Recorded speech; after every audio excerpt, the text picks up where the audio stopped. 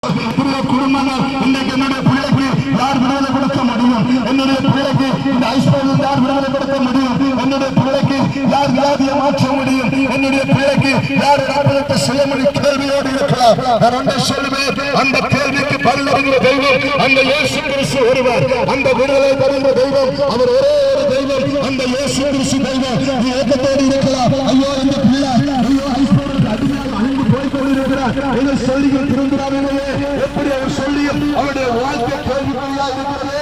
அவரை யார் மாற்ற முடியும் என்று கேட்கலாம். அந்த மாற்றுகிற தெய்வம் ஆண்டவராகிய இயேசுவை இந்த நாளில் நாங்கள் தெரிவிக்கிறோம். அந்த இயேசு அதுக்காக அந்த பூமிக்கு வந்தார். உன்னுடைய பாவத்தை, உன்னுடைய சாபத்தை, உன்னுடைய அக்கிரமங்களை, உன்னுடைய அநியாயங்களை மன்னிக்கிற தெய்வம் இந்த பூமிக்கு வந்த நோக்கம் உன்னுடைய பாவத்தை பரிமாணம் பண்ணுவதற்காக.